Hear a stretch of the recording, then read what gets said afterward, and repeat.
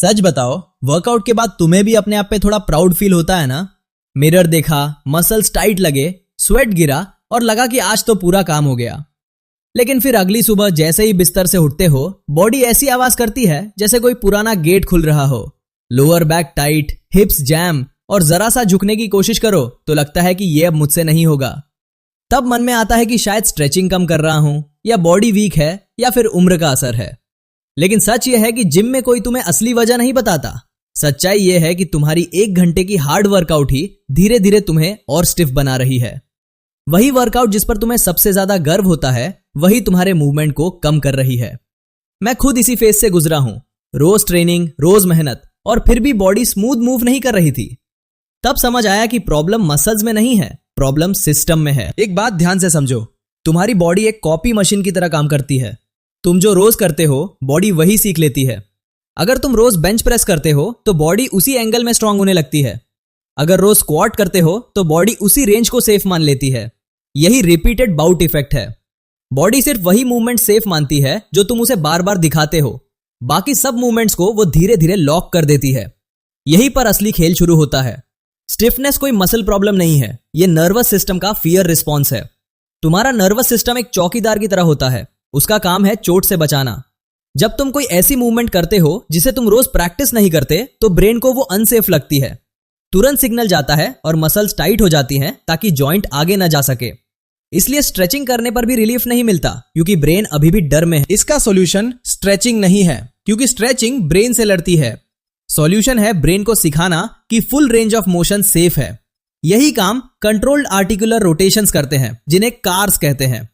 इसमें तुम जॉइंट्स को धीरे धीरे पूरे कंट्रोल के साथ उनकी पूरी अवेलेबल रेंज में घुमाते हो। कोई जल्दी नहीं, कोई फोर्स नहीं, बस पूरा कंट्रोल। इससे ब्रेन को नया सिग्नल मिलता है कि यह मूवमेंट सेफ है और बॉडी धीरे धीरे रिलैक्स होने लगती है। बहुत लोग यहां 3 बड़ी गलतियां करते हैं।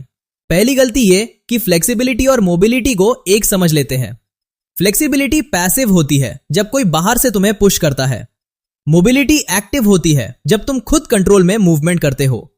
ब्रेन मोबिलिटी पर भरोसा करता है, फ्लेक्सिबिलिटी से डरता है। दूसरी गलती ये कि लोग सिर्फ मिरर मसल्स ट्रेन करते हैं, यानी पुश, पुल और क्रंच। रोटेशन, साइड मूवमेंट और ट्विस्ट पूरी तरह इग्नोर हो जाते हैं, जिससे बॉडी केज जैसी बन जाती है। तीसरी गलती ये कि वर्कआउट खत्म होते ही लोग काउच पर बैठ जाते हैं। बॉडी को जो पैटर्न सिखाया गया था वो वहीं पर सेट हो जाता है। अब प्रैक्टिकल पार्ट सुनो। तुम्हें सिर्फ 5 मिनट चाहिए। सबसे पहले शोल्डर कार करो। आर्म्स को साइड में लटकाओ और धीरे धीरे बड़े सर्कल बनाओ, पूरा कंट्रोल रखते हुए। फिर स्पाइन कार करो। चारों हाथ पैरों पर आकर कैट काउ मूवमेंट करो और उसमें धीरे से रोटेशन जोड़ो, वर्टिब्रा बाय वर्टिब्रा मूव करते हुए। उसके बाद हिप कार करो। नी को ऊपर उठाओ, साइड में ले जाओ, पीछे एक्सटेंड करो और फिर वापस सामने लाकर सर्कल पूरा करो। यही हिप्स का रीसेट बटन है। अब एक्शन प्लान सिंपल है। अगले 7 दिन तक हर वर्कआउट के बाद या सुबह उठते ही ये 5 मिनट का रूटीन करो। कोई बर्न नहीं, कोई स्वेट नहीं, कोई ईगो नहीं, सिर्फ कंट्रोल और स्मूथ मूवमेंट।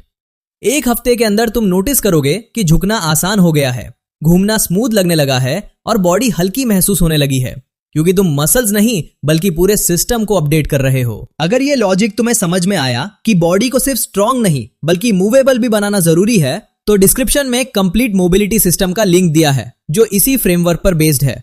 लेकिन अभी के लिए बस 5 मिनट से शुरुआत करो। वर्कआउट को तुम्हें स्टिफ मत बनाने दो, मूवमेंट वापस हासिल करो। Thanks for watching.